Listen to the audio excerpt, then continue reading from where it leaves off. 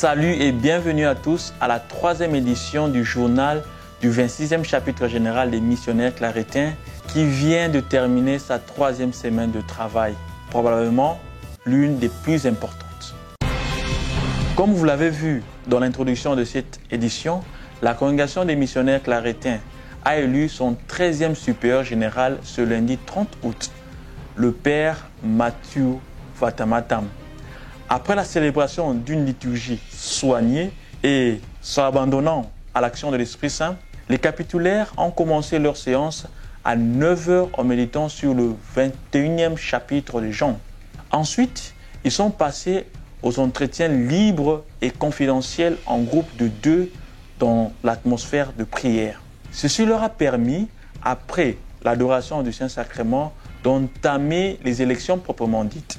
Sur les 78 capitulaires, seuls 76 présents dans la salle ont voté, puisque, suivant les instructions du Saint-Siège, seuls les votes directs ou par poste sont permis. Donc, les 2 capitulaires absents physiquement pour des raisons de pandémie ont formellement renoncé à leur droit de vote. Le père Mathieu Vatamatam, supérieur général de 2015 à 2021, a été réélu à ce service après avoir obtenu la majorité lors du premier tour du scrutin. Après acceptation de sa nouvelle charge, l'élection a été déclarée officielle et légitime. Les capitulaires lui ont témoigné ensuite leur respect et leur gratitude. Ce moment fort s'est achevé avec une profession de foi émouvante dans laquelle le Père général a dirigé un temps de prière et a demandé la bénédiction de l'Assemblée. Au supérieur général, il a fallu joindre des conseillers qui ensemble formeront le gouvernement. Mais avant de les élire, les capitulaires ont consacré toute la journée de mardi 31 août au discernement sur l'organisation et le profil de la nouvelle équipe gouvernementale pour les 6 prochaines années. Ils ont ensuite pris leur temps de partager et de se consulter confidentiellement. Cet exercice a abouti le lendemain, le mercredi 1er septembre, à l'élection de 6 nouveaux conseillers et préfets pour le mandat de 6 ans, 2021-2027.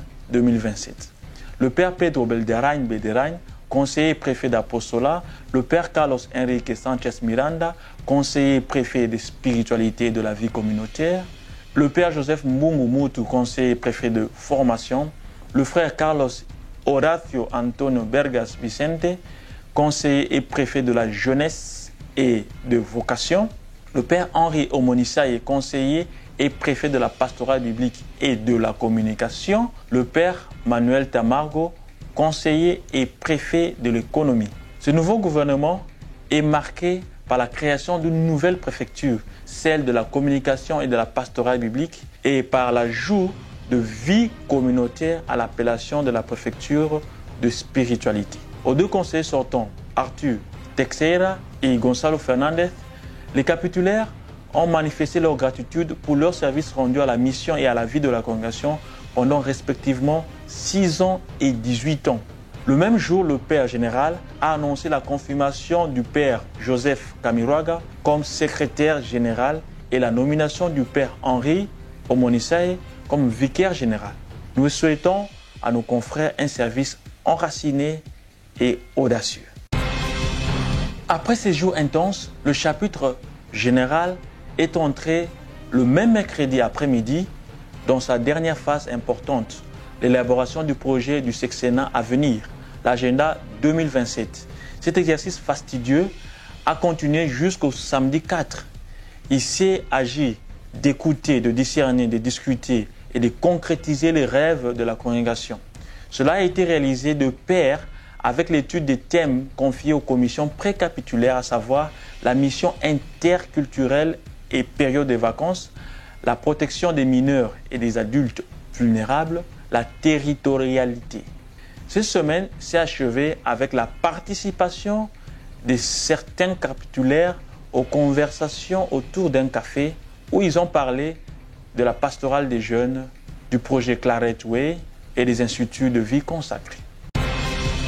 Il faut noter par ailleurs que la liturgie du vendredi a eu une couleur orientale avec la célébration de la messe en rite catholique syro-malabar, présidée par les confrères de la province de Saint-Thomas, Inde, en 2 langues, malayalam, a célébré son 37e anniversaire d'ordination sacerdotale, le père Ricard Costa Jusa, provincial de Sanctus Paulus. Ont célébré leur anniversaire de naissance les pères Emmanuel Linus Olowo de la délégation de Nigeria Ouest le 1er septembre et le père José Enrique Aponte de la province de Colombie-Équateur le 2 septembre.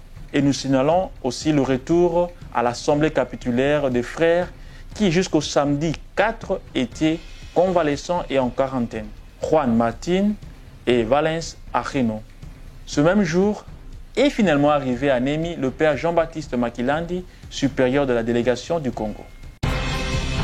Merci d'avoir suivi ce résumé des nouvelles de notre 26e chapitre général et à la prochaine édition.